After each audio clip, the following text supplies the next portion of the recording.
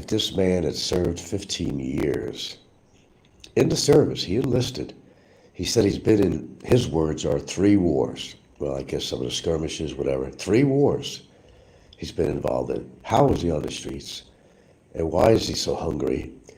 Because I would think that if you served 15 years in the service, you're going to get, am I wrong? Because I really don't know about this. You are going to get some kind of VA check, aren't you? Some small-time criminals are given a choice to join the military or spend time in prison. That happens, I'm sure. James Ballsworth, hello. As a vet, I know for a fact that most vets don't seek the attention that they need. I don't know why. Well, I got to understand me. I'm not a veteran, and I'm trying to understand this. I'm trying to be very fair about this. And it perplexes me to see so many homeless veterans that are on the street. What has happened to the U.S. government giving a shit about their veterans? They needed these guys to serve, and when they did, they're being shit on, basically. And, I know it's rah-rah, America and the services and brouhaha, whatever, and all that stuff, But I think there's a lot of changes of opinion that are going on with this. When you open your eyes and you see what's going on out there, and, maybe 1 out of 5 people on the street serve the country, and why are they on the street? Well, I do understand about the housing is expensive. Yes, I know that there are some people that don't care. They'd rather stay on the streets, and they don't want to accept any kind of government housing that might be available. There are a lot of people like that, even the homeless in Seattle, Hawaii, and so forth.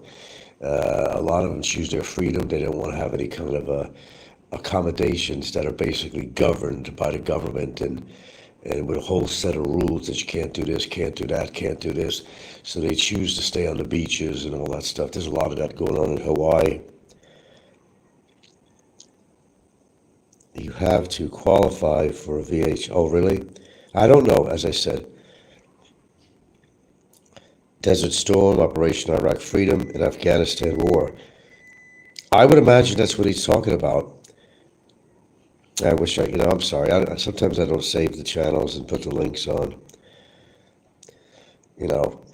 He said he was in 3 wars, fought in 3 wars. 3 wars. If so, how could you do that and not be taken care of? I mean, you are given of yourself, and your life at times could be challenged. You could be shot. You could be taken prisoner. Sometimes I think you've got to open your eyes a lot more. And since I've never really been a veteran and all that, I guess it's never been a huge issue to me. But more and more so, as I see and hear about all the homeless on the streets, and they turn out to be veterans, it really saddens me to know that these people who gave of themselves and committed, like this guy committed 15 years. 15 years of his life in the service. And the government is shitting on him, or maybe not. As someone, I think, mentioned on him, maybe he did not want the services. So should this man complain at all and say, I served 15 years and I'm on the street? Well, how do you look at this? I don't know. I really don't know, because as I said, I'm not going to pretend I don't know anything about the military, except I've had in the family line, it actually goes way back, police, military, all that stuff. My uncle, who's still alive, 100 years old, still has shrapnel in his leg. So, yeah, he's seen action. And I talk to him every now and then right now, because he got older. He's up there, 100 years old. Bless his soul. But I just think it's an embarrassment to the United States. And I can understand why there's a lot of people that are just leaving the United States, because seemingly the government doesn't give a shit. Doesn't seemingly give a shit about the veterans. Now, some people, they go back to the past and say, I thought you were against veterans or something. I was never against, oh my God, I was never against veterans. That's just people like Popeye and all that, with the flag waving and his little scooter instead, psychologically unfit. Yeah, oh, they're not even ripe, are they? Yeah. Oh, cantaloupe. Yeah. No, I've never been against the military. Absolutely not. I don't believe in war, stuff like that. And I don't believe in false, what do they call that? False valor? Yeah, that's it. I never had a problem with the military. I mean, it wouldn't be something that I would have enlisted in. Fair to say. I mean, I have my choices, and I didn't get drafted. I'm not a what do you call it? Draft dodger. Never been a draft dodger, as some people were saying. I was half deaf in one ear. They wouldn't have took me in no matter what. Okay, I guess I should read some. They don't go seek the attention they need. Okay. James Baldwin says if he sought out the attention, the VA actually has housing. Yeah, it's kind of a double-edged sword there because there are some people that don't want, and with rules that come along with it too. They don't want the housing, they want their freedom and so forth. I don't understand it. Maybe there's mental illness involved with some of these veterans. I don't know. I don't know any veterans, individually that are having this problem. Only what I see, but I think the United States. I mean, if it's a situation where, you know, I personally, I think that the U.S. government should go around the streets. Is a veteran or not? They don't have to be a veteran, mind you. Anybody, we could spend billions of dollars to our allies and so forth, even give arms to other countries that are potentially enemies. I mean, why can't they, we're such a humanitarian country, why can't they get all these people off the streets? Well, I have one answer to that because a lot of these people don't want to get off the streets. Okay, a lot of them don't. And I can speak of, I know about Hawaii because I lived there a long time. And I know a lot of people that are living on the beaches. They got free real estate, beachfront real estate.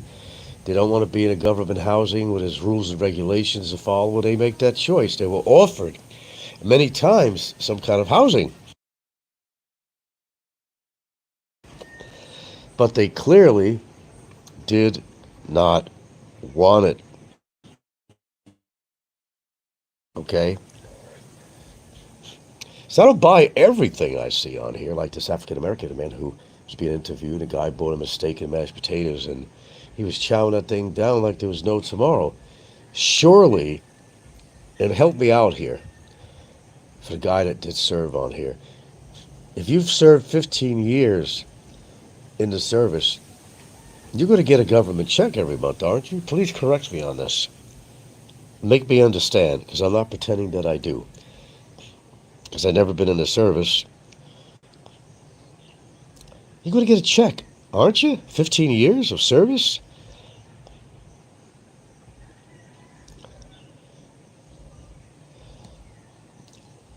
James Baldwin said I was in three of those skirmishes or wars, whatever. So I'm not going to pretend to understand this at all.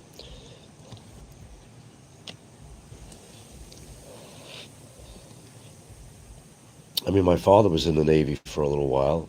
He wasn't in there very long, but he was in the Navy. My uncle definitely was in the Army, and he served, and he got hurt.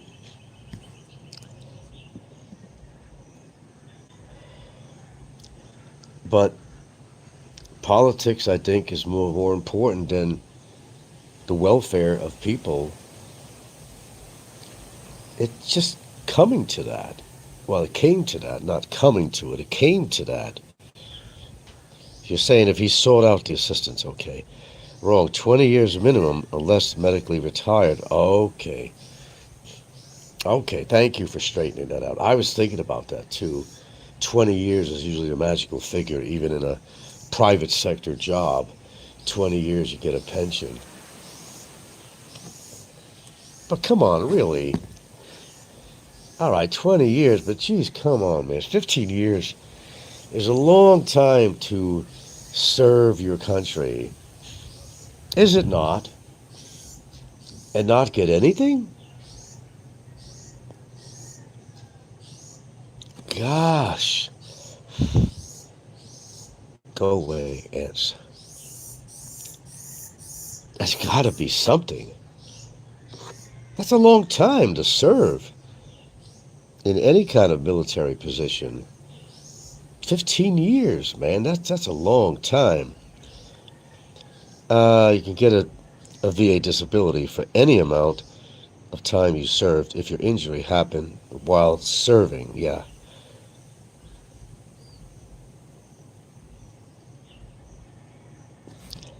And of course, we have to have, as expected, some troll on here. Well, I took care of that just now.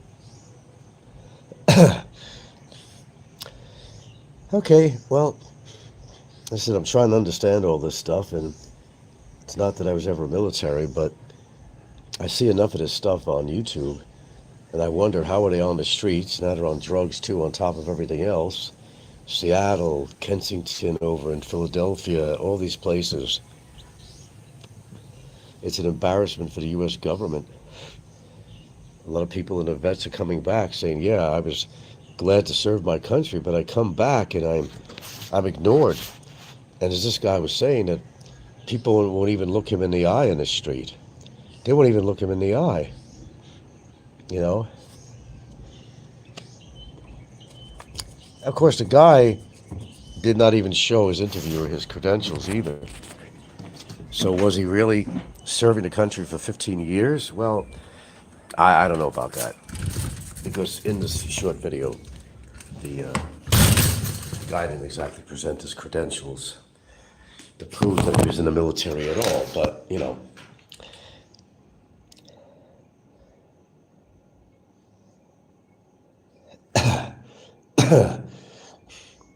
yeah, back with my famous nasal congestion crap. I was up how many times last night trying to blow my nose and clear it out so I could breathe through my damn nose.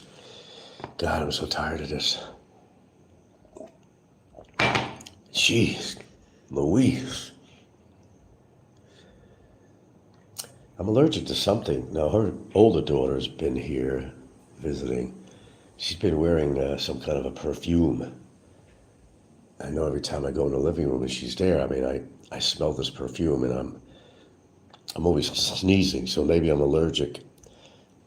One of my allergies to perfume. I know that I used to, I remember in the past, going back to even in Hawaii or Seattle, when I'd have a shower with some, well, my hair with some like strawberry scent or something like that, I'd immediately start sneezing. So I think, you know, besides the dogs, I'm also reacting to certain perfumes and whatnot. Pennywise says their mental illnesses keep them in the streets for some reason. They choose that life. Some of them do, and some of them don't. Some of them just give in and they just say, fuck it, you know. But, you know, in a country so big and powerful as the United States, you would logically think that they will take care of their veterans no matter what. I'm sorry, but if you served 15 years, you deserve some kind of a check every month. I'm sorry. I know it's a 20-year rule, even with private sector, you know. You get a pension from a job if you served. Pension from a job if you served 20 years. That's pretty standard in the private sector.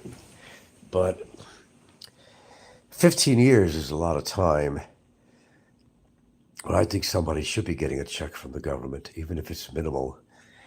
15 years of service is 15 years of your life serving your country, and that should amount to something. And of course, prices of housing is really bad.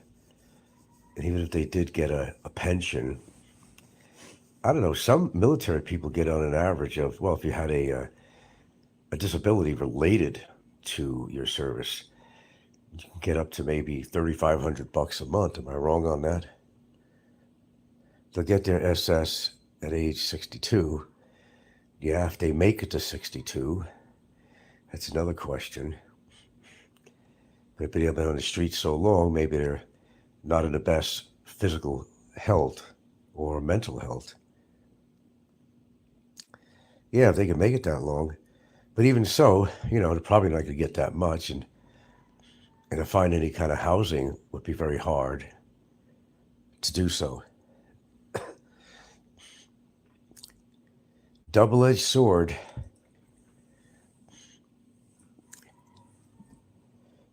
Well, I don't, I admit I don't have all the answers, but I had to watch this short video about 5 or 6 times and kind of analyze what the guy was saying.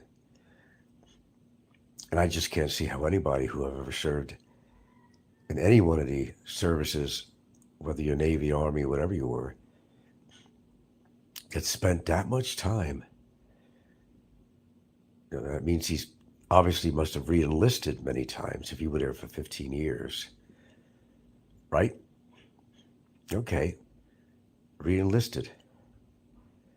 Didn't they used to offer re-enlistment bonuses or something like that? But that is a long time to serve, and I really think that there should be some compensation for that. But, I don't make the rules with the government, either one of them. I can only go by what I see or read and visualize and how many veterans are on the streets, and it doesn't seem fair to me. Probably doesn't seem fair to a lot of people.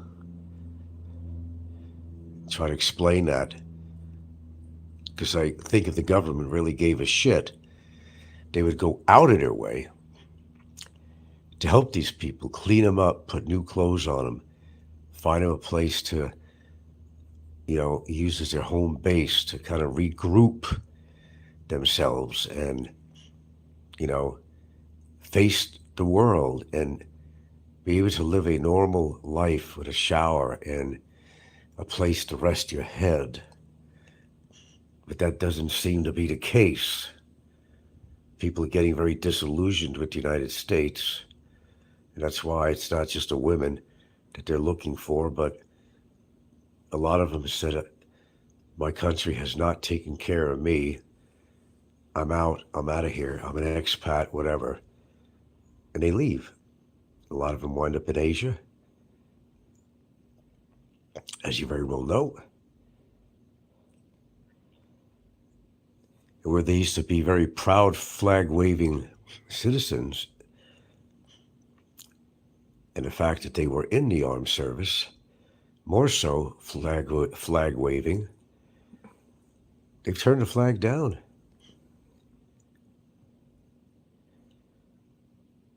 And some of them feel like they were just given a bad card. I mean, to put that kind of time into the service and then basically be looked down on by your own government and people on the street that don't even want to look you in the eye. He was just a nasty, filthy, smelly, homeless person. But most people don't know that maybe you have served your country and for a very long time and possibly have seen action. I don't know, 8.5 years ago or something. I don't know, somewhere around there. I don't know, 8.5? Not exact. That's when did you leave, not why did you leave, right? Okay, just want to clear that up. Yeah, because I see this all the time. How is it even possible that somebody spent that much time serving their country could wind up on the streets? Now, there are a lot of military people who will claim PTSD, and they'll get these VA benefits. And there's a lot of legitimate cases of those who did see action and did develop PTSD. And there were those that, not so honest, will say that they were horribly affected by this and that, and all that you get benefits. So you got half of your crowd that genuinely has PTSD. You got the other half that really doesn't. How do you prove somebody doesn't have PTSD? All they really have to do is go to their psychiatrist or somebody, get it evaluated. And right away they say, well, if you served and saw action, yeah, it's quite possible that you do have PTSD, and a lot of them actually do have that. And I don't blame them. I mean, you watch all these war movies on TV. I was watching several of them last night. And what was the one with, God, it was a all-star cast. It was the Expendables #2. God, they had everybody in there. Overplayed, of course, Hollywood. But what people have experienced in wartime, which I wouldn't know personally, but I could only know by what people say and what I see on documentaries and so forth, how horrible it was to kill your first person in self-defense, kill for your country, whatever. That's traumatic. First kill.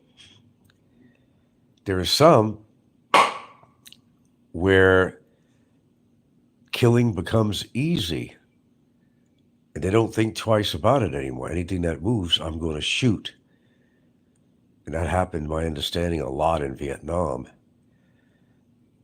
They didn't trust anything. They didn't even trust the children because they used to use children with bombs on them, my understanding. And they just fired away at anything that moved. It's just called self-preservation.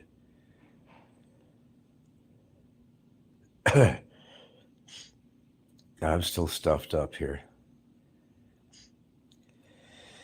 Yeah, the horrors of war. I guess it's not pretty.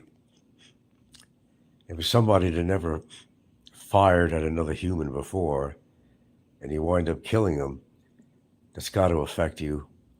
Because the person you shot, just like you do, had a family, children, perhaps. I can imagine that it was easy to do so, especially for the first time. I don't know. There's always going to be war. Like they say, the two guaranteed things in life is death and taxes, and the other one should be included, which should be war. Fight for natural resources and so forth. It doesn't get any better. And more likely, it's not going to get any better. With the demand, for example, on natural resources, as we've already at 8 billion, I believe, isn't that right figure? And it's growing and growing. Here's the other thing, too. In America, they built, houses.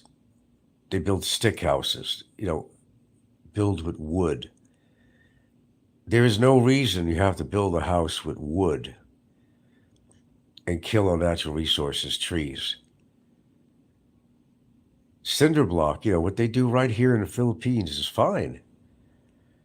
You can cover it with stucco, whatever you want to do, hardy plank, whatever, I don't know, whatever material to cover that, to make it look like it's a stick-built house or something and whatnot. I don't think they need to build stick-built houses in America. Now, a lot of the veterans' housing back in the day, and I remember growing up, was at Levittown, which is in Long Island, New York. They built a whole bunch of cinder block, homes for veterans. They get in really cheap, $500. It'll put them in that house. My father had the opportunity, but he didn't want to leave his town. I remember his friend was telling him, "No, come on, man, you got to do this." Trying to push my father to do it, but he never wanted to. There's nothing wrong with cement block homes. Less fires, but the world continues to cut down the forest, which, gives us the very oxygen that we breathe. There's no need. And you could insulate, you could do all that stuff. No need. Look out here in the Philippines. Everything's built of concrete blocks. basically. And that really helps against a storm and so forth. And it helps with fire, too. I don't understand why America didn't catch on. The only people that caught on was the government when they were creating some inexpensive housing for veterans back in the 60s, I think it was. A lot of them. Levittown in Long Island and other areas around Long Island and other places. Veterans' homes. And, they can make them to look nice. You think it's a stick built house. I mean, even here in the Philippines, they got metal roofs. And they're still doing the traditional, even in America all the time, you notice the shingles on the roof, what they're made of. Some of them were based on asbestos base, which is not good. I don't know what they made out of, but they had the shingles on the roof and they weren't using metal roofs. Did America not catch on to this? They use it religiously out here. My house is metal roof. Longer lasting. Shingles tend to blow off in heavy winds. And moisture gets in between them, causes a lot of mold. They want to break it apart. You got to replace them. I don't know. I don't know. People do things that don't make sense sometimes, Hector. It's cheaper that way. The U.S. is the land of the greedy, as Hector Busa says. You got that right. No question about that. America could learn, believe it or not, from the Philippines. In many ways. Yeah, this house, everything here. Now look in this room. You see the molding around here? That's not wood. That's cement. That's all cement. See the doorway here? That's not wood. That's cement. Cement. You don't need wood for everything. They got other products that you can use. It's kind of made of a petroleum of some sort, of plastic or something, that there are things you could use other than wood in actuality. But forests are being cut down at an alarming rate. Look at the Amazon. It's just terrible. I forgot what the percentage of oxygen we're getting actually from the Amazon alone, what we used to get. Not anymore. Plant a tree. Plant more. There's too many developments going on and we're losing trees and oxygen.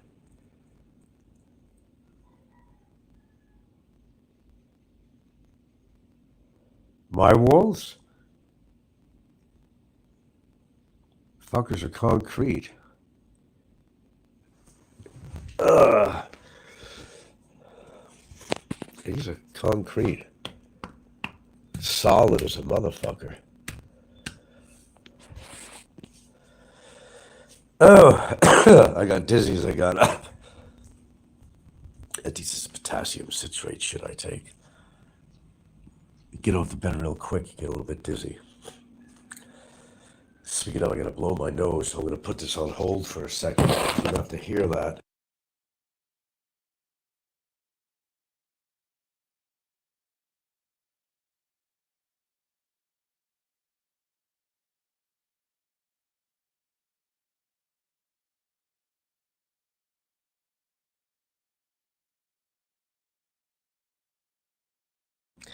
Did you ever have congestion? Well, you couldn't even breathe through your nose. It felt like somebody put cement in there. That's what I had. By the time I went to bed last night and overnight, I was up several times. I don't know what's caused. I'm just assuming it's allergies, because I do have allergies, and I have what you call a chronic allergic rhinitis. That's what I have. Chronic allergic rhinitis. I took this shit here early this morning. Well, I don't like the fact there's acetaminophen in it, but see, you can't get pseudoephedrine out here because they use it to make drugs. And you can't get Sudafed. Sudafed will absolutely work on decongestant action, but you're not going to find it out here. And even in America, it's behind the counter purchase, not over the counter. And they keep record of how much you bought in a month. And there's a limitation on how much you can buy because people are using that with other household products to make some very interesting drugs, both derived from, in part, pseudo.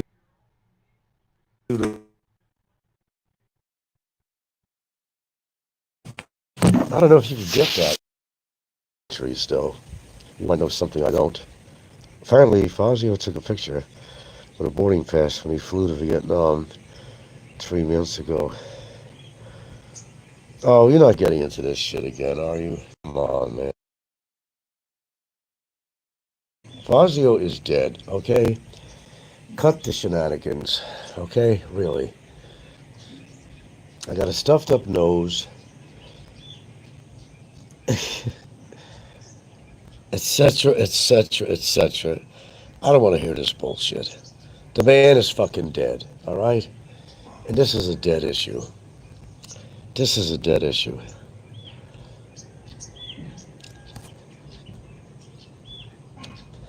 Let him, I don't know, rest in peace or whatever.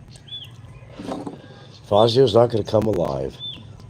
And I don't think there's been a great scam going on, although he has a capability of doing such. Don't get me wrong, absolutely. But he's the real deal. He's gone. Don't try to convince me otherwise. It ain't gonna work.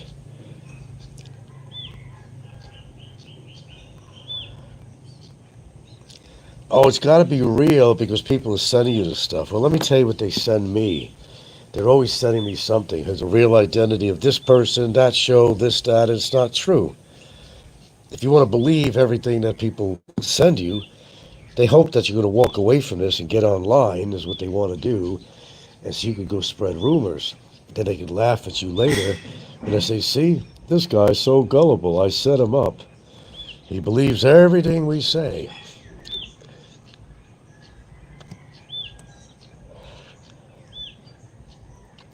But that's, excuse the pun, but it's a dead subject, you know, on this channel. Guy's dead. If he didn't die when he did, he would have probably shortly after that because he had just a little bit too much going on with him physically. It would have happened anyway. But if there's anything good about somebody dying, which you probably say, what good is that? If there is something called peace after death, then that's what he's got. Because he was dealing with a lot of shit besides loneliness and mental illness and so forth, and physical illness. My brother was the same way. I feel bad that he passed on, but only I know what he went through and was going through. And it wasn't great. It wasn't great at all. Now, as I said, there's such thing as peace. He is at peace. Sometimes you get to the point where it ain't worth living if you're in pain all the time or have to depend on oxygen. You're hurting here, you're hurting there, you develop this, you got that, you got this, diabetes, hypertension, and the list goes on and on and on and on and on and on. It comes to a point where you say, why fight it anymore, right? And some people just give into it. Some people commit suicide. Some people die in pain. the ones that are trying to fight their illness. That's why I always say when I hear all the bullshit on YouTube and, you know, the crap that they put out, they wouldn't be doing that. I grant you that. If they had an illness that was painful and really debilitating, they wouldn't be spending their time on YouTube attacking other people, because they would be more concentrated on their illness, and everything else wouldn't matter at all. And that's the way it normally works, if you haven't figured that out. All because everything else comes insignificant.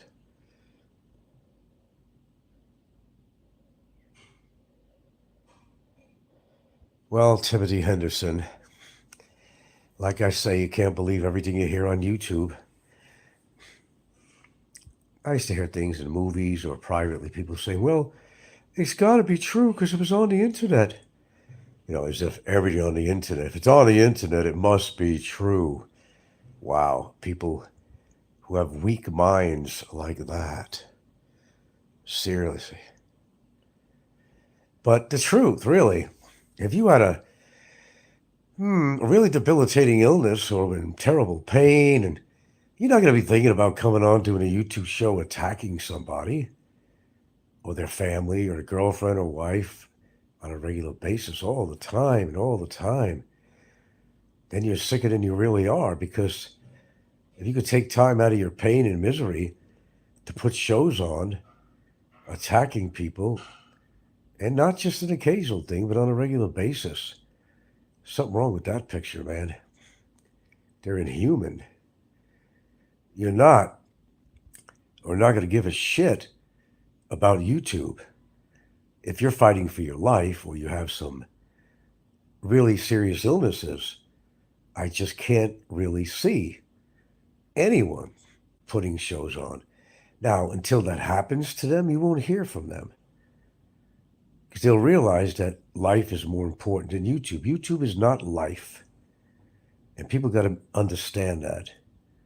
YouTube is not life.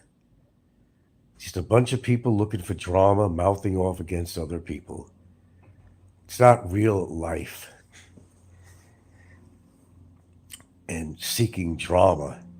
But I guarantee you, again, if these people had life-threatening illnesses, putting on a YouTube show and attacking people would not be their forte. It would not be something that they would do.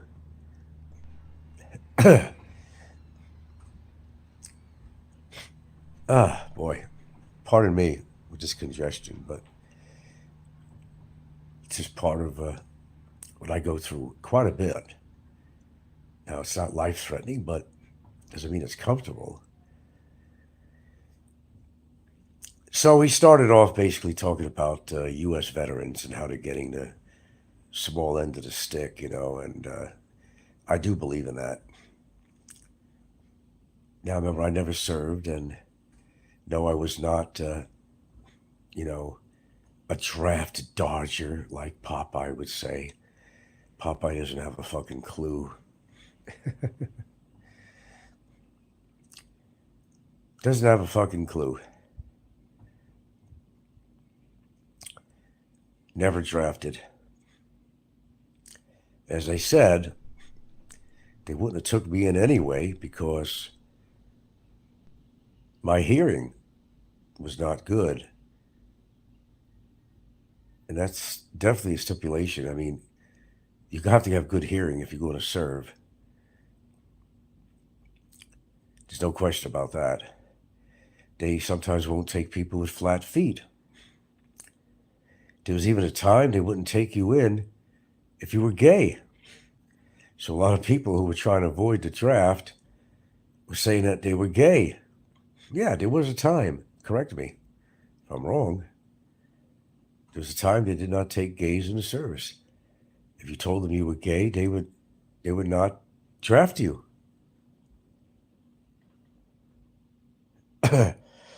You smell a rat between Popeye and Fazio's death story. Look, dude, in the scheme of life, who gives a fuck?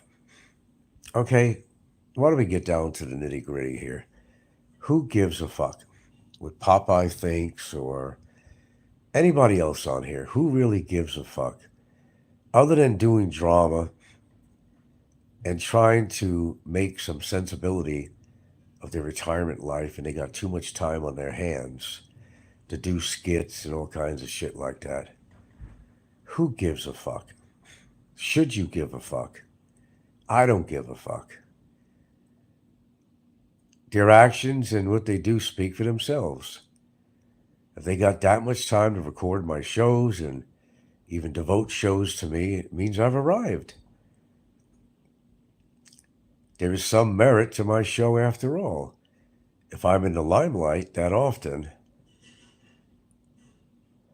money is the root of all evil, always has been.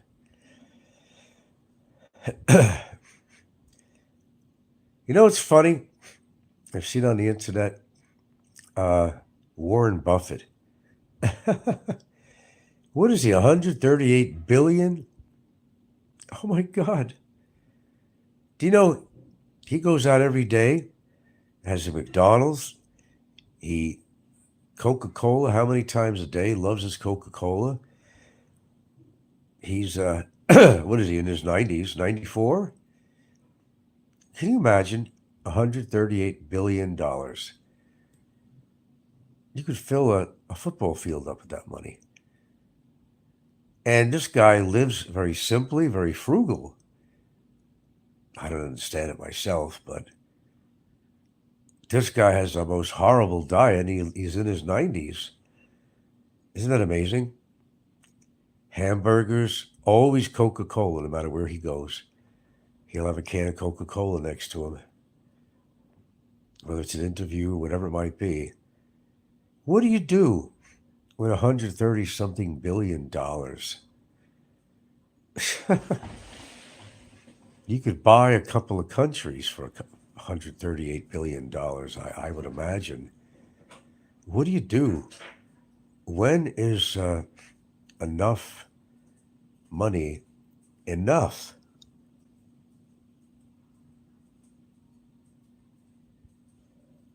What is Buffett's diet? Oh, Buffett's diet. No, I don't have his diet. I eat fairly very healthy, actually. It's not 100% perfect, but I actually eat pretty good foods. I certainly try. There's all this argument about, yeah, be a carnivore, that'll prevent a lot of stuff, but then they'll turn around and say, yeah, if there's a lot of saturated fats, that ain't no good either. Um, if you want to be on a carnivore diet, that's supposed to be more healthy for you, but then you got your opposition that says, you know, eating a lot of red meat could cause cancer, and then there's saturated fats. I mean, and I was talking about this recently, actually. Even certain foods to eat to prevent kidney stones. Certain foods have a lot of oxalates in it, OXALATES, oxalates, that form kidney stones. And spinach was on the list, and a whole bunch of shit was on the list. And you turn around, you read the next article, and they're saying exactly the opposite. Maybe not on spinach. I think they held pretty strong on that one. But, don't eat this, don't eat that, don't eat this, and you don't know what to believe anymore. Then you got these fucking chiropractors on here, Dr. Berg and other people who are pretending to be real doctors, and they want to be called doctor, and they're not doctors.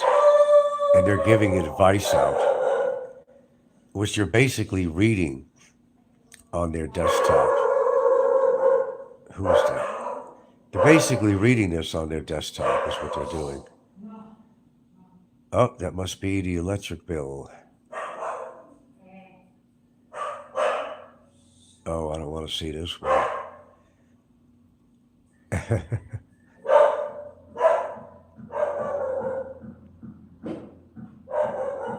I think it is. I think you should let it rip and eat whatever you want, since, in the grand scheme of things, buffet is fine. Well, that doesn't work with everybody. There's genetics involved. There's, That doesn't work with everybody. There's some people who smoke cigars all their life. George Burns. There's a lot of people. Even Arnold Schwarzenegger loves his cigars, and a lot of famous people, and they live to be a long time. But then again, some of them that were very athletic, of course, have one up on others that weren't. But it seems funny to me that all these runners, they have the most problems. The runners, muscular skeletal problems, heart attacks. Runners with the strongest hearts that you could possibly imagine. We talk about cardiovascular health. You would think that these people would live forever, but that's not true. They're having heart attacks while they're running. I mean, go figure. I can't. Let it rip and eat what you want. Yeah. No, I give in to things sometimes. One of our kids came over with a big box of Dunkin' Donuts. It was all sugar glaze. And I had a couple of them. If you're hungry for something and you got a sweet tooth, you see those donuts in front of you. I take out my almond milk and I wind up having a donut, but I don't overdo it. And the only time I really eat at McDonald's and shit like that, the only time, and I will say, because they don't have it where I live, we're on the road. It's in the morning, we're traveling, and we didn't have a breakfast or something, and, have the driver stop off at McDonald's or Jollibee or someplace like that, or at lunchtime, because there's nothing else around, especially early in the morning. You'll find these establishments open early. I, you know, on my last trip to Cebu, I think we ate pretty well. We went to some good restaurants. One of them I didn't like. It was a Filipino restaurant. I didn't hardly eat anything. I was talking about that on my show. Kids, everywhere, they all loved it, of course, because, well, they're Filipinos and this is their standard food is fish and pork and stuff like that. And I'm not even a pork person.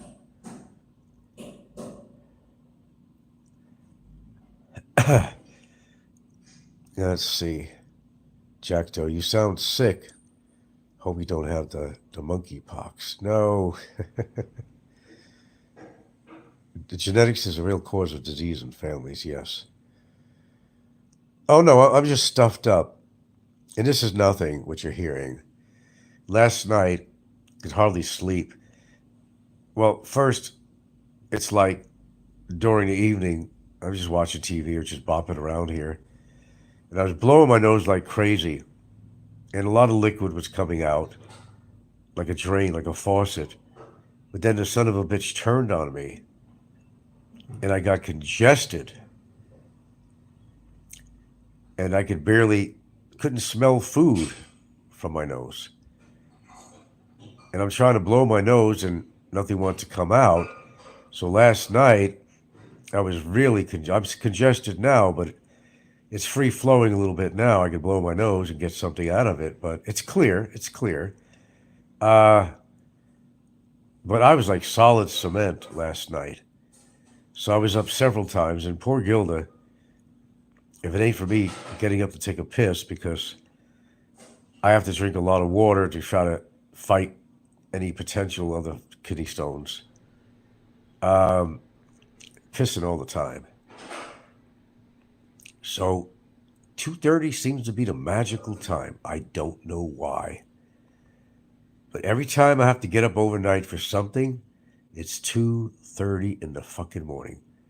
So I figure I'm already up, and I don't go to bed until maybe a half hour later, and I'll try to get to sleep. It don't work, or sometimes it does, and I manage to get a few hours in. It's not normally like this, no. But I don't know. I'm allergic to probably a few other things I'm not aware of, and one of the things I'm thinking is that her older daughter's here, the accountant. She's been wearing this perfume lately, and I know that every time I went in the living room, where she's in there a lot because she actually works on her computer with her job, and she wears this perfume lately. And I know I was sneezing a lot, so it could have came from that. No, not pneumonia. I just got off antibiotics. I would not have pneumonia. Head cold, yeah. Well, let's put it this way. I was in an airplane coming back with 70 people from Cebu, or actually to Cebu.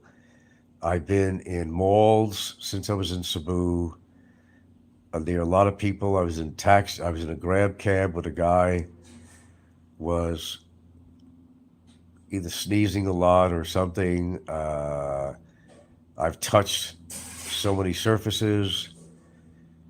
That's another reason I don't like to be around crowds, because if you're susceptible to this kind of shit easily, then you don't want to be around a big crowd, because nobody is covering their mouths when they sneeze, and most of the time they don't. It becomes airborne. Yeah, it's probably a head cold, and my mucus in my nose is clear, so that's a good sign. It's not really yellow, which could be viral. It's not a deep or mid green, which could be bacterial. I just got off a long regiment of antibiotics, so I don't think there's an infection. In fact, I felt so good while I was on the antibiotics. I was hardly ever complaining about my nose, and amazing. But you can't stay on antibiotics forever, that's for sure. It could take up to 6 months to get your, let's just call it your little flora and fauna of your body to return back to its normal level, back to good bacteria. That's what antibiotics does to you. It just fucks you up. Totally fucks you up. But if you need it, you need it. That's the way I look at it. I'm not pro antibiotics, but I'm grateful that these things were invented, because back in the, call it the dark ages, they didn't have anything like that. People died from a simple cold, or that got worse and developed into this and that and this and that. And they had no medicines for that.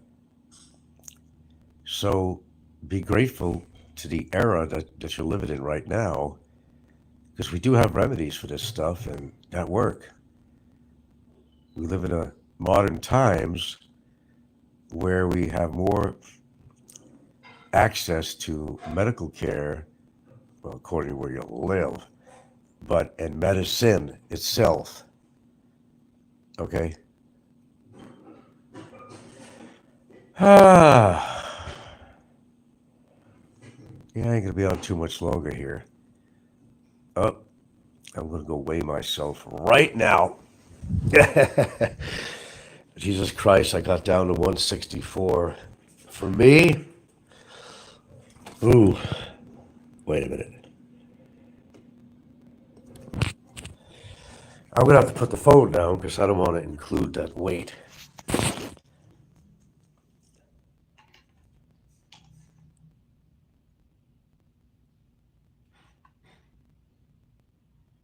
Are you fucking kidding me? Nah, no fucking way.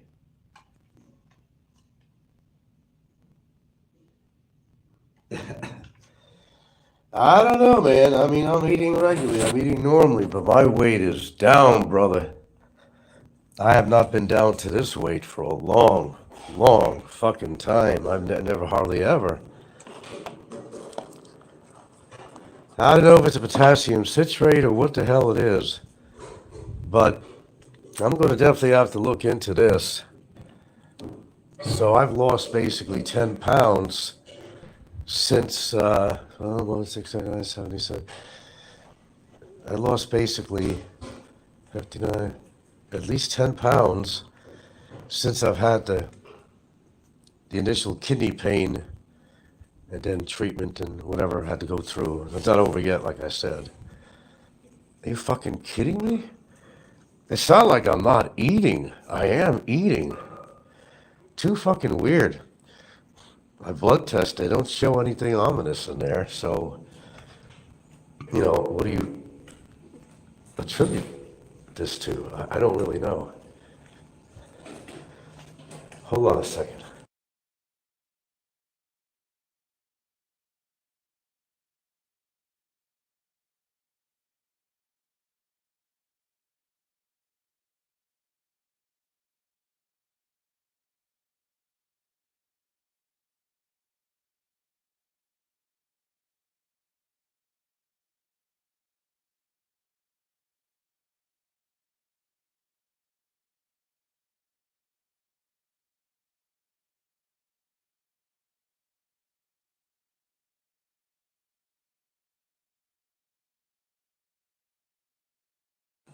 Okay, I'm back. I am back. What did I have to get here? No, it's pretty alarming when I look at the scale. I said, "Holy shit! How is that even possible?" I lost that much weight. My average weight, I don't know, is around like 170-ish, and I'm barely pushing, 160, which is not normal for me.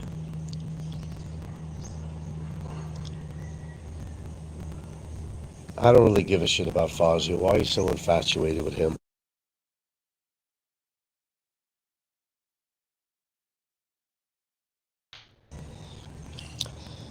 Now, it's really not a terrible concern, but for me, my average weight, and I'm pretty sure I've cut down on certain things, that's for sure, and that could contribute to that. But a 10-pound loss in a couple of weeks, to me, to me, that's significant. I'm not comfortable at that weight. Not at all.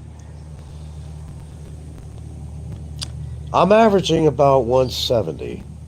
So, yeah. 159. What did I say it was? Okay. So, if I'm weighing out at 159, wow. Or barely one little above 159. That's not my normal weight. And a lot of it has to do, did you go to the bathroom? Did you do this? Did you do that? Because that adds up as weight too. A lot of people don't understand that. What you got in your colon and everything, waste products, they add up in weight. Could be a few pounds. But I don't know. Anybody got any opinions on this? I don't know. Well, I will confer with next time I see my doctor. If I start getting a lot lower than that, then I would be concerned.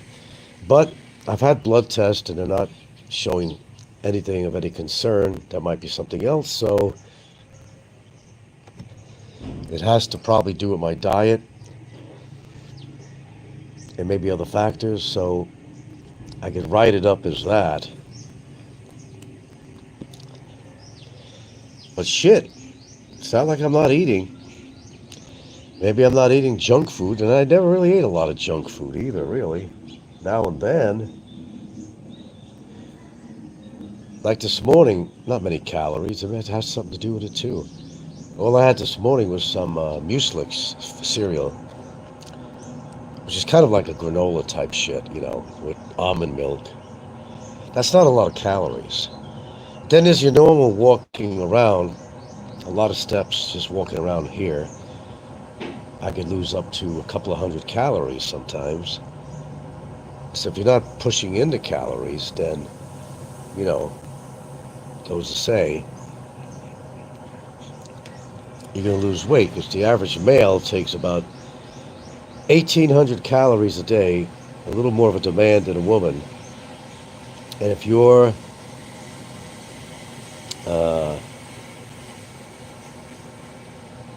not consuming at least 1,800 calories, anything less than that is going to go to weight loss. And of course, drinking green tea, actually over a period of time, it's not like right away, green tea contributes to weight loss too. Accumulative over the year. You might lose 2 pounds in a year, not anything crazy, but green tea could contribute to weight loss too. I don't know what to tell you.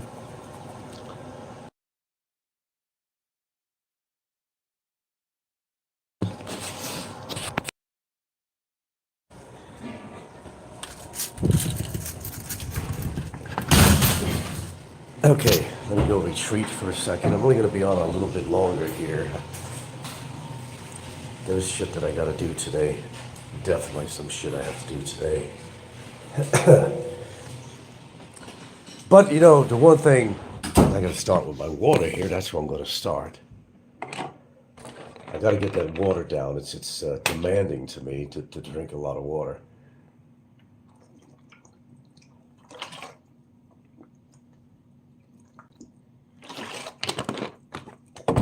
Once you drink over 2.5 to 3 liters a day, that's quite a bit to drink. And I know I'm not doing that. I don't think even close.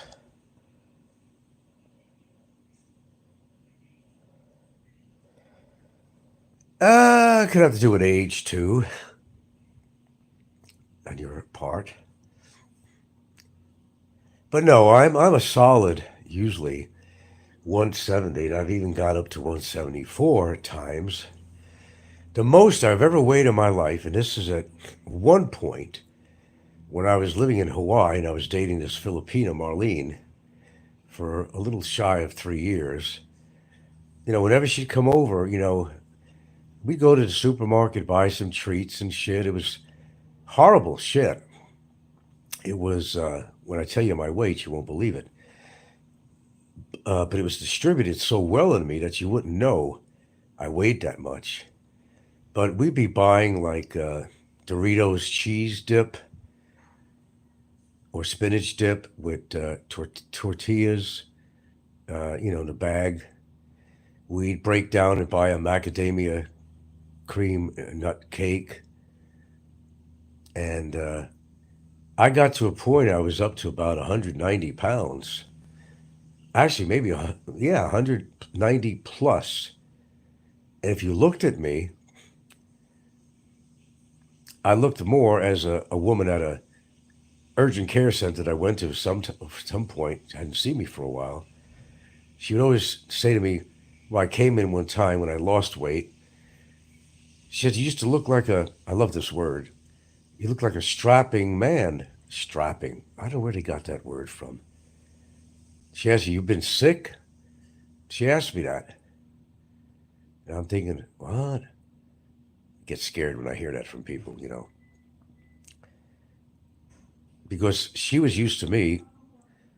The rarity I ever went to urgent care for something, she was used to seeing me at like 190 pounds or something, which is not usual for me at all. But my weight as of now is kind of alarming to me. If it's going to go continually on a lower direction. Oh, is he doing a simulcast or something? Trying to say, now I have cancer. Yeah.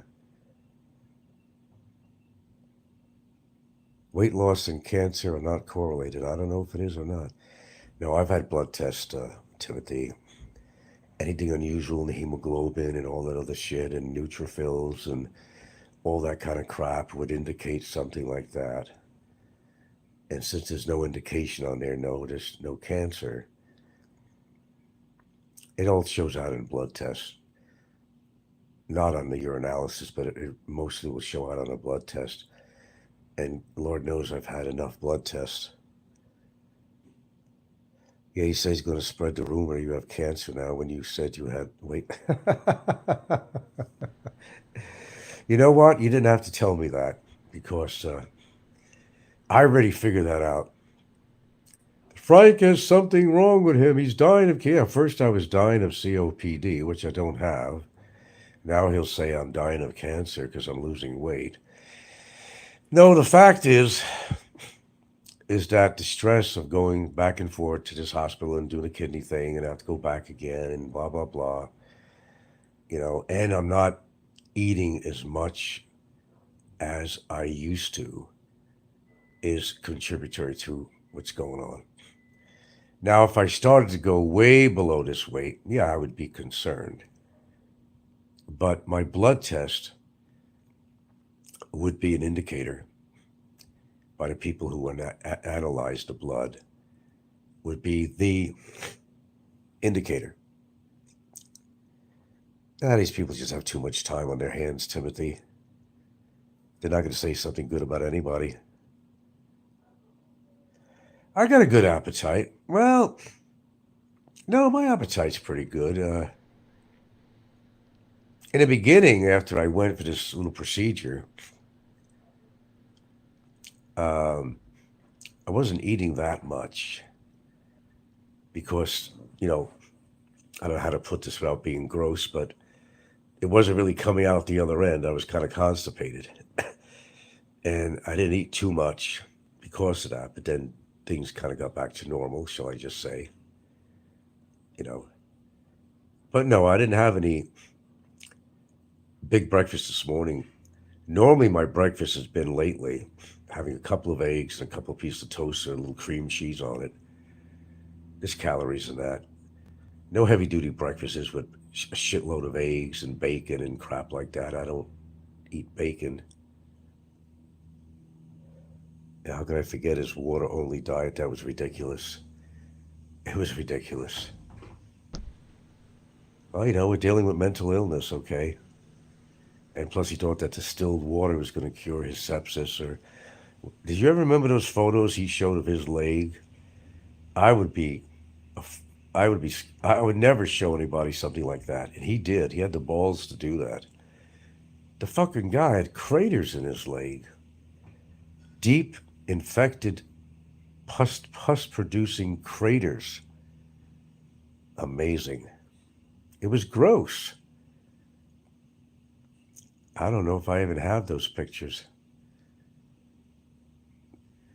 When did he figure out that he had a problem? When did he figure out? If I had craters in my leg or foot like that, I'd be freaking out like there's no tomorrow. But to him, I'm sure it was concerning, but he just didn't really act upon it when he should have, seeing the appropriate doctors instead of seeing a family GP for $8. You know, I don't know what to say about that. He's gone. He's not going to have these problems anymore. Oh, yeah, but I know what you said, Timothy, of course. Frank's losing weight. He must have cancer. Well, I think I'd know about it. I think they'd know about it because these son of a bitches take every fucking test in the world before you ever go to enter an operating room. They don't want to take any liability at all on anything. The blood tests speak for themselves: hemoglobin, white blood cells, T cells, neutrophils, basophils. If they're really out of whack, then it's a concern to the doctor. So, yeah, I'm going to try something here. Hold on.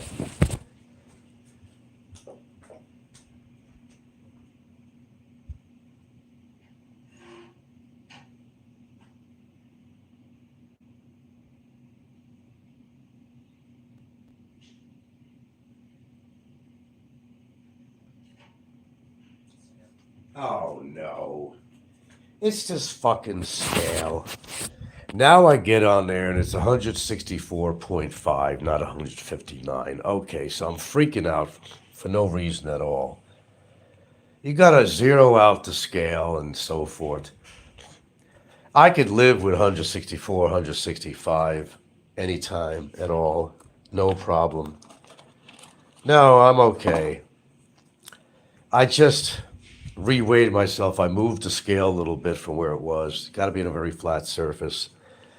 Earlier, I was reading 159, and I'm like, oh shit, man, what the hell's going on with that? Seriously, I was really seriously, a little upset with that.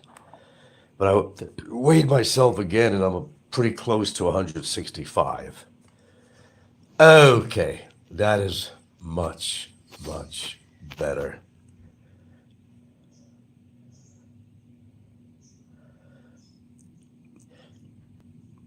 Chinese scale. In fact, it probably is. It's a shitty little scale.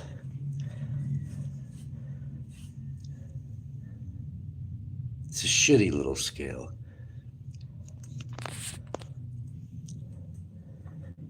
Getting a little scared there for a while, but I should have been scared anyway because, as I said, if your blood tests are not showing any indication, that's why you take blood tests for various reasons, if it didn't show any indication of anything that was going wacky doodle with your blood count and all this other shit, again, you got the basophils, neutrophils, lymphocytes, all that shit. If they were showing up kind of haywire on your blood tests, and God knows how many blood tests I've had in the past month, that would be a concern to any physician who reads this. And then on your sheet it says remarks. Okay, usually at the bottom of a urine test or a blood test or whatever, it'll say either remarks or conclusion or whatever. And they will say, we indicate that there is blah, blah, blah, blah, blah, blah. If you ever had tests done, come to a conclusion or whatever. That is what happens. So, I'm very happy that the scale wound up reading almost 165, and I could live with that. I actually look very healthy at that weight. In fact, who was it?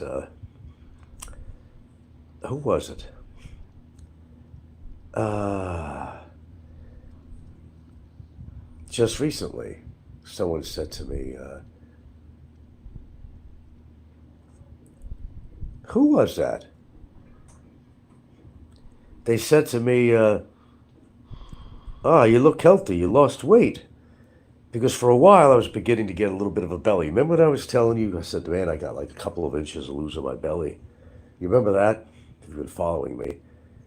Well, I don't have that much anymore. They said I actually look healthier. I said, really? Who the hell was that? I'm trying to think who that was. It was just recently. Yeah, it's nice to hear that. But like I always say on my show, if any of you guys, whether you're trolls or not trolls, it don't really matter. If you're dealing with a weight problem, I'd really look into it. Could you imagine life so pointless? Someone has to die before, has to die before your content? Yeah. Timothy says, what a sad life for Popeye, because you live, he stays miserable, LOL. Yeah, pretty much. And I must admit, I've been smoking a little bit more this past 2 weeks, and that could have something to do with it too, because, excuse me. No, the cough is from my post-nasal drip. Thank you very much. Before somebody says something, I'll cough again. I got to clear my throat. God, I woke up this morning with the driest mouth. And I haven't been taking no antihistamines either. But yesterday I did. Toward last night. Because I think it's her daughter's perfume that added to this. But no, I'm very happy on the scale right now. I can certainly live at about 165, but when I was getting the scale reading this morning at 159, I'm saying, no. Between one day, no, I don't buy it. Don't buy it at all.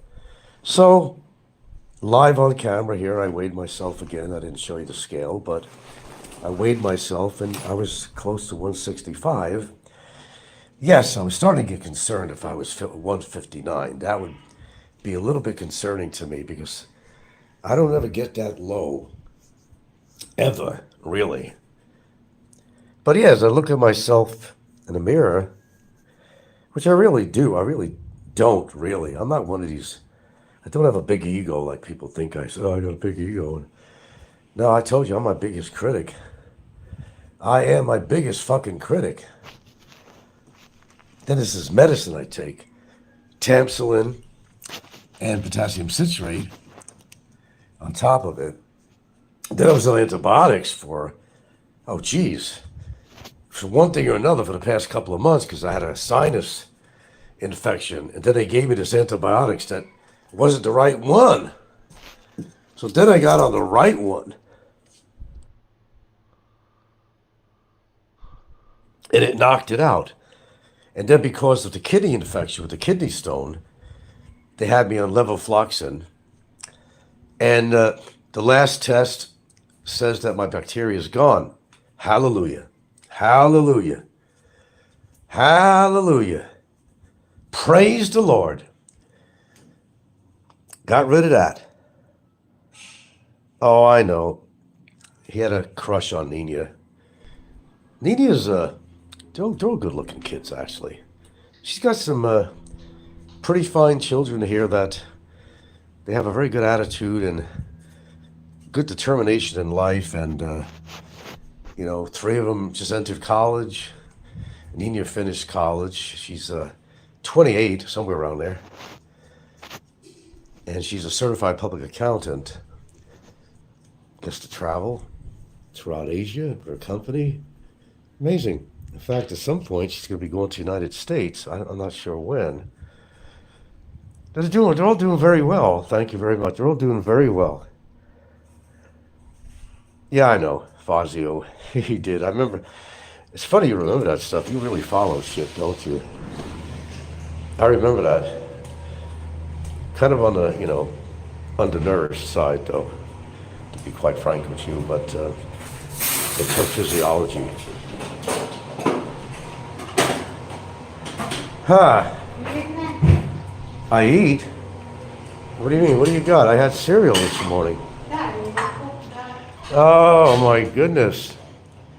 Speaking of something I don't normally have, is that real bacon? What is that? Real bacon or turkey bacon? Hello? Yes. What kind of bacon is that? Scrambled egg. I see bacon. Bacon also. Yes, it's bacon. Real bacon? Huh? Real bacon or turkey bacon? I say real. Pork bacon. Okay. Hey, look at that. I normally would have the toasted eggs. Well, by the way, I wasn't, Guild, I wasn't 159. I wasn't 159. I got on it again, and I'm 164 point, almost 165. The scales like is not good. I know, that scale. It scared me to death. Because I said to myself, there's no fucking way that there's something wrong with me, that I would be at 159. I drew the line on that one because, no, that's not my normal weight.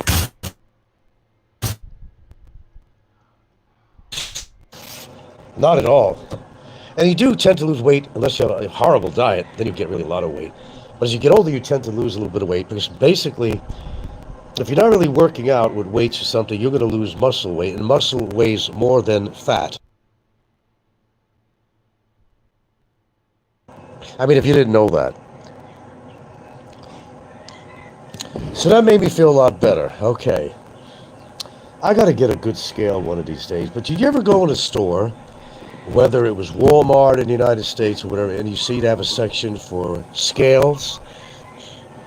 The ones that are loose for you to try out, you could line those puppies up, and each scale is going to give you a different weight. Did you ever try that? Now, what I do, I have dumbbells. They're marked 20 pounds. And what I'll do is I'll put that on the scale, which I should have done, and you could balance it out. There's like a little, on most scales, you'll find a little knob on there to make an adjustment. Now, I'm not saying that the 20-pound weight is exactly, because it always comes out as 19.8 something general, but it's close. So get something that you know how much it weighs and put that on the scale and see what that comes out to, and then you get on the scale, make an adjustment, In fact, you could make an adjustment on there. If that weight's supposed to be 20 pounds, adjust it so it says 20 pounds. And just go with that. So when you get on the scale, it's going to be a lot more accurate. And a lot of these scales are not balanced, right? They're not accurate at all.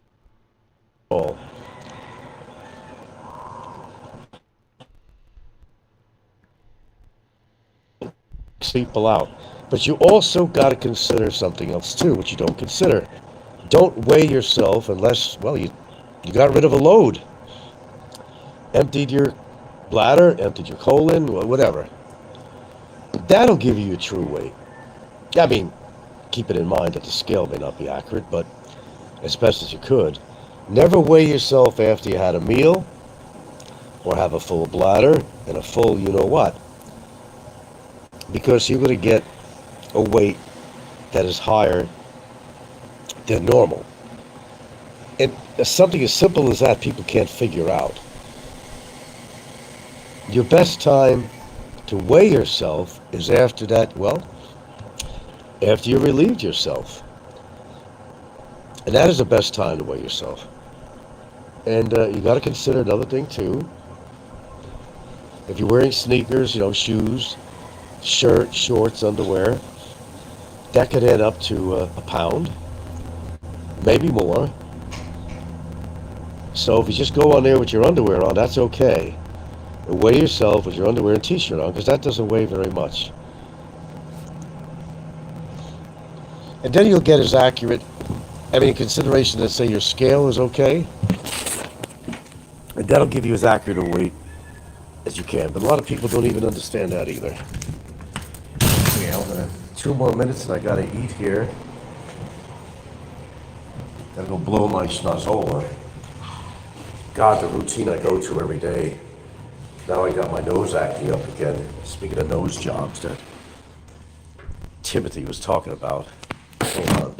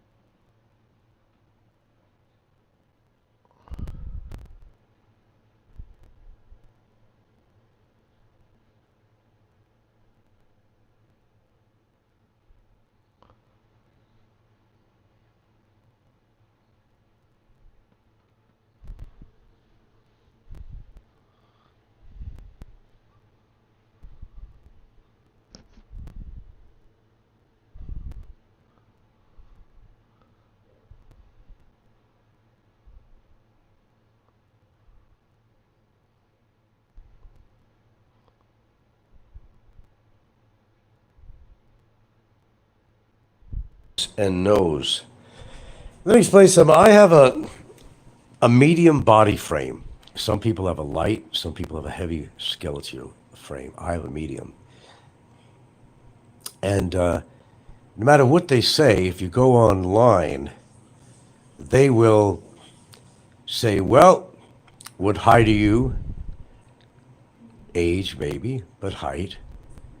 And they're saying that somebody of my height, which is absolutely ridiculous, because I actually would look frail, could possibly be down to 145 pounds. And I'm saying, there's no fucking way. It's really according to what is your body frame. I have a medium, not large, but a medium body frame. I don't have a light frame. I have a medium skeletal frame.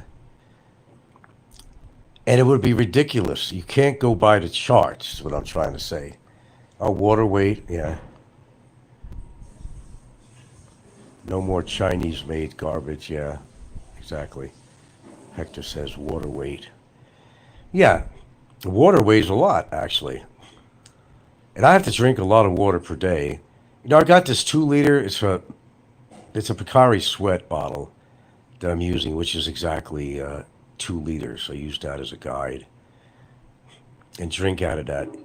And I understand the whole concept of why they want me to drink that much water, to flush out toxins, to prevent any further kidney stones, and to perhaps dissolve one of the stones that's actually in the kidney. That's not a concern at the time.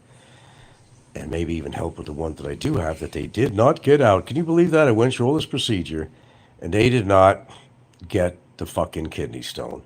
So I got to go back either this week or next week, and it's not an invasive procedure. It's just shock waves. You lay on this table. There's like a water bladder underneath your body. They might even pour water underneath you in a little sack thing. Then they take these shock waves. It's like a machine, boom, boom, boom, boom, boom, boom, boom, boom, boom, boom, boom, boom, like a MRI or something. It's like, and they basically just destroy these stones, break them into powder. At least that's the idea. Then you got to piss this shit out. You better hope that there's not a stone in there that's gonna hurt. It's never over until the fat lady sings. Remember that. It's never over. Oh, we got 6 thumbs up here anyway, huh? Okay, I am going to have to eat, my friends, so hope you enjoyed my show this morning. I seem to be on pretty regular.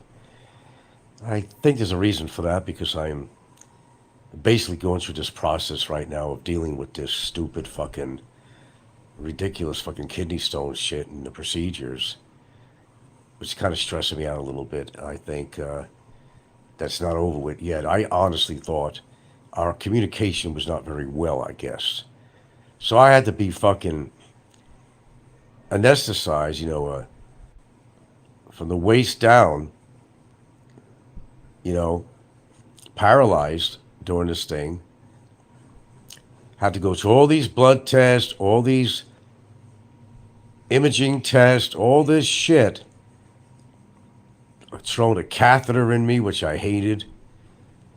Having to put a stent in, all this shit. And he didn't even get the goddamn stone. Good grief. So now I got to go in for that procedure, and they'll kind of like make you semi-conscious on this, because some people might find it a little uncomfortable. And I don't know if they have to leave the stent in. Are they going to take it out for this? Is this going to help? Is this going to destroy the stent? I don't know. And these are pertinent questions that you have to ask. I don't like having a stent in, but sometimes they want to keep your stent in because your ureter is only like a half a millimeter wide. And if you got a stone that's bigger than that, well, you can figure that out, right? They don't go together. And I thought he had taken out the stone, but no, it was too far up the ureter for what he told me. So the only way to do this is shock wave that breaks up the stone into a powder. Then you'll eventually piss this shit out. Fun stuff, huh? Then if they keep the stent in, you got to come back another time to remove the stent. And they said that you don't feel much. Some people feel discomfort. I was going to tell them, knock me out. I don't give a shit. It's an office procedure you could do, actually. But some of it is not. So here we go. Fun, fun, fun.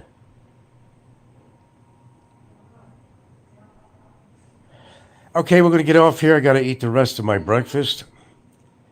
I'm relieved that I just kind of juggled the scale a little bit and it read out a more accurate reading. Boy, what a difference. 159 to almost 165. Jeez, I was starting to worry. Don't worry, folks. My blood tests were fine. Nobody's got cancer. Robert. What evil people that wish this on people. It's amazing, isn't it? Okay, guys, I gotta go. This will be my only show of the day. Hope you enjoyed it. I don't really give a shit about the thumbs up or anything. I'm not even monetized. I'm still shocked that I'm even doing any shows at all, but because I'm dealing with a bunch of shit right now, I got the time to come on here. And sometimes you need to voice out a little bit. You need to vent. You need to share when you shouldn't really give a fuck about sharing anything with anybody on here, really. But I do, quite a bit. And I'm kind of good with it. But as I said, my longevity on here is very questionable. I'm getting a little older, and I think I served my time, if you know what I mean. And I think it's really coming down to that. But you never really know. If you see a big spread of time when I don't have any shows on, I think that'll pretty much tell you that I'm not doing any more shows. It'll come to the point where I will put the pack down, put the phone down, and just go on with my life. But there's a few hurdles in between at the moment that I have to take care of in a big way. And you deal with anything you're dealing with and take care of it and get the job done. That's life. Get the job done. Get her done. No matter what it is, legal, physical, medical, whatever. You just keep on keeping on with great force. After all, human life is basically self preservation. It's a natural built in element in us. That's who we are. With that being said, God, what did I do a show about the other day? I guess I am pretty ballsy about the length of a man's schlong.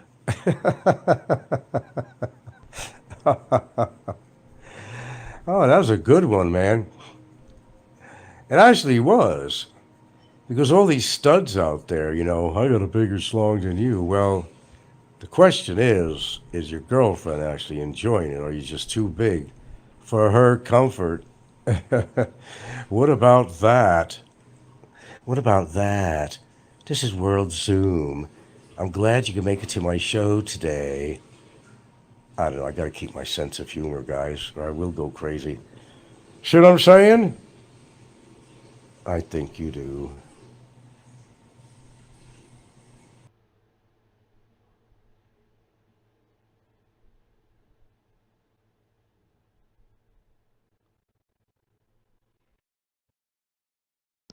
There you go. Look at that. Immediately, video unavailable.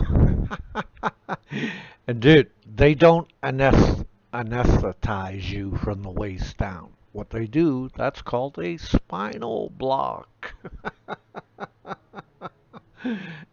And that's given to pussies who can't handle a few stones in their kidneys. Oh, muy loco. I mean, Jesus Christ. I mean, he really should shut up about veterans, number one. He doesn't know what he's talking about. Yeah, he puts that shit on private real fast. Well, you guys had the whole live stream, and I pray to God this live stream did not give you PTSD.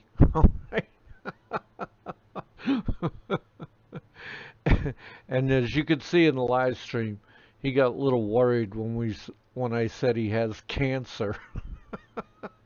Dude, you lose 10 pounds in a week. You got fucking cancer. 99% of the fucking time. And then he went back, oh, my scale was off. So you guys have a safe holiday. Um, you know, take care of each other. And I'll see you when I see you, man. So it's great to have you show up for this, and I appreciate it. This is Popeye One, and I'm